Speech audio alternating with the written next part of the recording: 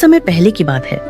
एक समृद्ध राज्य में हरिपाल नाम का एक साधारण लेकिन अत्यंत चतुर किसान रहता था, जो अपनी छोटी सी खेती पर मेहनत करके ईमानदारी से जीवन बिताता था। वह दिखने में सामान्य था, पहनावे में सादा और बोलचाल में विनम्र, लेकिन उसके पास जीवन को समझने की गहरी बुद्धि थी। इसलिए गांव के लोग अपने झगड़े, फैसले और समस्याएं उसी से पूछते थे।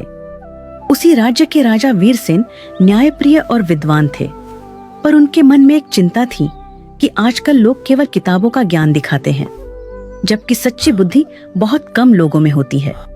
इसलिए उन्होंने यह निश्चय किया कि वह पूरे राज्य में सबसे चतुर व्यक्ति को खोजेंगे।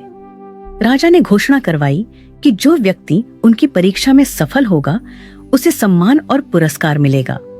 बड़े बड़े विद्वान, व्यापारी और चालाक लोग राजधानी पहुंचे, पर हरिपाल शुरू में नहीं गया, क्योंकि उसे न इनाम का लालच था और न दरबार की चाह। लेकिन गांव वालों के आग्रह पर वह साधारण वस्त्र पहनकर राजा के सामने उपस्थित हुआ। राजा ने पहली परीक्षा में एक पत्थर और लकड़ी का टुकड़ा दिखाकर पूछा कि इनमें से अधिक उपयोगी क्या है। अधिकतर लोगों ने तुरंत उत्तर दिया, पर हरिपाल ने कहा कि उपयोग वस्तु में नहीं, परिस्थिति में होता है। यह उत्तर सुनकर राजा प्रभावित हुए।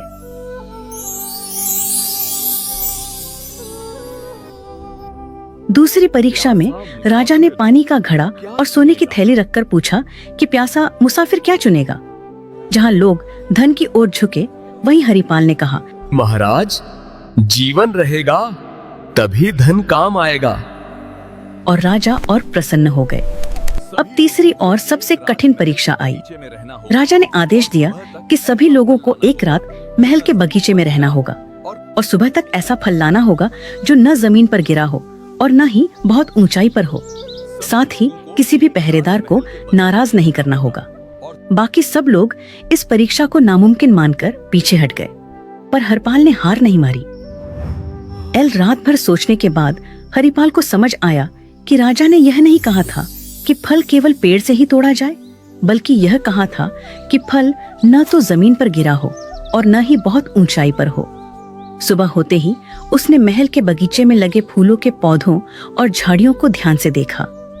तभी उसकी नजर एक अंगूर की बेल पर गई, जो दीवार के सहारे छड़ी हुई थी। उस पर फल यानी अंगूर जमीन से ऊपर था, लेकिन किसी ऊंचे पेड़ पर नहीं। हरिपाल ने पहरेदारों से विनम्रता से पूछा कि क्या वह उस बेल के पास जा सकता है, क्योंकि वह राजा की आज्ञा का पालन कर रहा है। उसकी शांति, नम्रता और सच्चाई देखकर पहरेदारों ने उसे रोकने के बजाय रास्ता दे दिया। हरिपाल ने बिना किसी नियम को तोड़े बेल से फल तोड़ा और दरबार में ले आया। जब राजा ने उससे पूछा कि उसने यह कैसे किया, तो हरिपाल ने हाथ जोड़कर कहा कि सच्ची बुद्धि कठिन रास्ता चुनने में नहीं, बल्कि नियमों को समझकर सही और सरल मार्ग ढूंढने में होती है।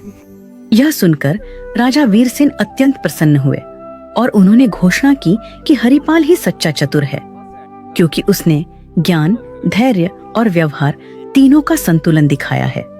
राजा ने उसे सोने का पुरस्कार दिया, लेकिन हरिपाल ने उतना ही सोना लिया जितना गांव में कुआं बनवाने के लिए आवश्यक था, और बाकी लौटा दिया। यह देखकर राजा ने कहा कि जो बुद्धि दूसरों के भले के लिए काम आए, वही सबसे बड़ी बुद्धि होती है। हरिपाल सम्मान के साथ अपने गांव लौट आया और पहले की तरह सादगी से जीवन जीने लगा। लेकिन उसकी कहानी पूरे राज्य में फैल गई और लोगों ने समझ लिया कि सच्ची चतुराई दिखावे में नहीं, बल्कि सही सोच और सही आचरण में होती है।